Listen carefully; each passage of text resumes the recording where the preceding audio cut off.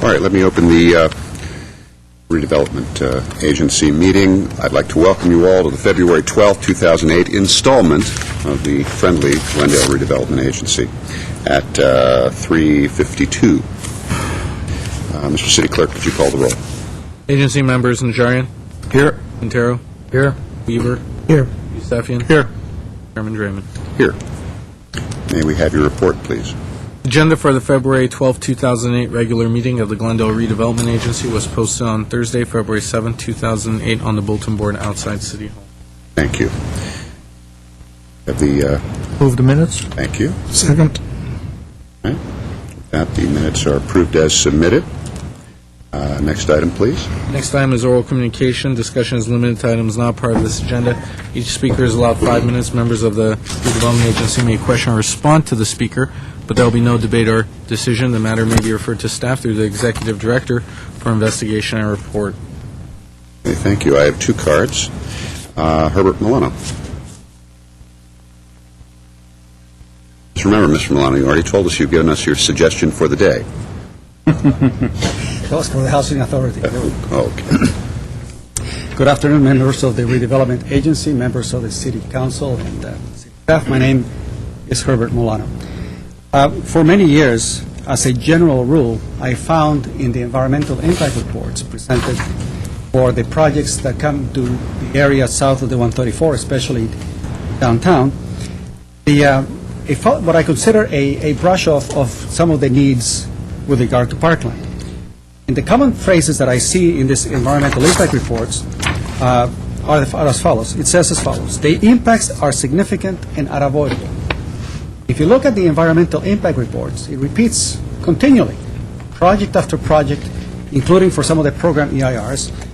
And the first one that I found was back in 1996 with the Greater Downtown Strategic Plan. Oftentimes what I find the wording that follows this particular statement is that no other feasible mitigation exists. Now, oftentimes, there are solutions being presented. In 1996, the solution that was presented was that the city was going to undertake 18.2 acres of parkland for this area of Greater Downtown, but the city failed to establish a mitigation monitoring program to be able to at least give you the information on a yearly basis as to how we were doing to mitigate the problem of the increased population and those increased projects. And so what I'd like to remind you again is that even though I'm very appreciative of the efforts recently with regard to the tax increment money that is being made available and the park impact fees, there's still two incredible opportunities that we have in order to preserve the areas that we already are. I'd like to present my PowerPoint once again, if I may.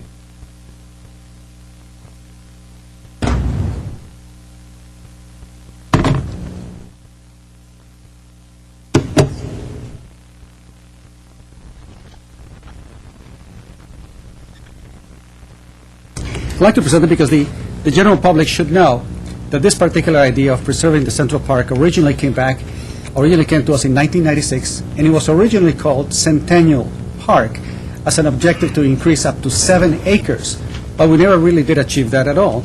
And so we're basically down to a mission to preserve the open space and strengthen the bonds of the community. 1977, the land use element presented statements with regard to our need to be able to provide for the total community of Glendale a more dynamic use of these open areas. 1986, in the 7 communities, we have a significantly inadequate open space. 1996, the recreation element basically stated the same things.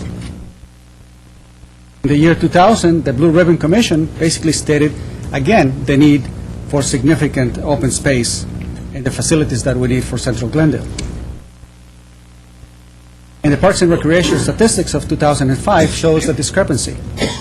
Whereas 52% of the population north of the 134 has about 250 acres, south of the 134 freeway we have 48% of the population with 25 acres. And the equitable solution is basically to provide and take advantage of the areas that we do have to provide sufficient open space, especially as the new development is taking place. The example that I brought before is the example of Central Park, Bryant Park in New York. You have the New York Public Library, and adjacent to that an area that is developed as a cultural venue and as a passive recreational area. I should say passive, even though there's a lot of activity taking place. And I urge you to look at bryantpark.org on the web to see all of the activities that actually take place. This would be how Central Park would look if we were to apply the same similar concepts. Central Library as a cultural center with particular recreational passive areas, with galleries and other type of activities on the left side, and that's where I suggest that the adult recreation center should have been built. Here's the example of Central Park and the activities that take place Bryant Park in New York. Here's activities that they are putting in temporarily, activities for the evening, in a very dynamic place. And of course, this would be the type of place where individuals coming to hotels and other residences would find a cultural and dynamic place. And the Blue Ribbon Declaration basically stated that we needed at least 7 acres, but those 7 acres never came into being.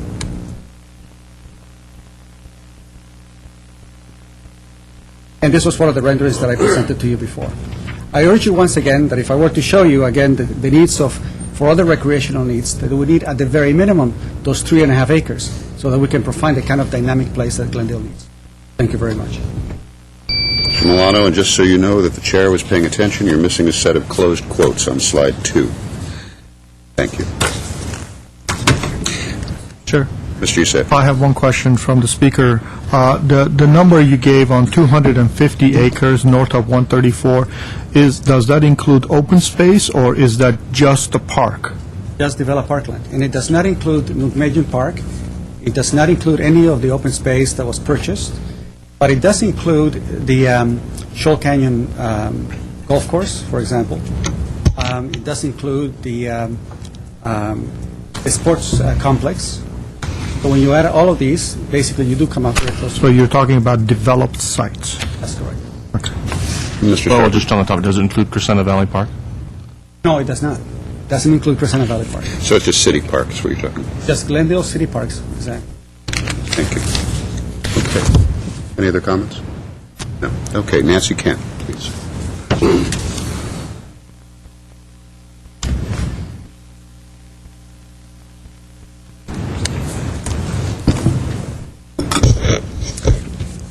My name's Nancy Kent, and I'm a resident of Glendale. I'm going to mention an item that's on the agenda of the joint meeting, but my comments now are more appropriate for oral communications. A Glendale News Press article about the Verdugo Gardens project said the Glendale Planning Commissioners were concerned about this project's environmental impacts on population, utilities, and trash, and the Commission recommended this project should be LEED Silver and have that verified by the U.S. Green Building Council. Since the City Council may decide later today that the horse is once again already out of the barn door for this project, that requiring LEED Silver at this stage of the design would be a hardship on the developer, I would like to repeat the request for Glendale to have citywide guidelines to require LEED buildings for all large projects. And I would like to suggest that Glendale adopt guidelines similar to what the Pasadena City Council adopted in April 2006. This would show that the community leaders of Glendale are taking serious action about sustainability, energy consumption, water consumption, indoor air quality, limited landfill space, all of those grim topics that most people prefer to push out of their minds and think of something else, but you folks ran for election to be the people responsible for making decisions about these bedrock concerns.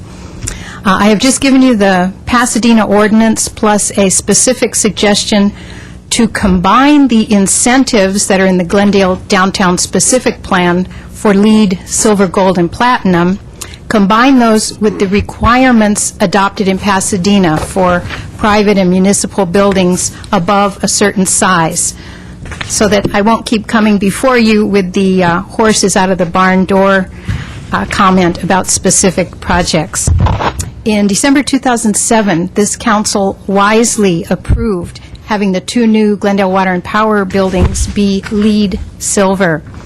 The staff report said that the extra cost for having these be LEED silver was estimated to be recovered within 7.5 years due to energy savings.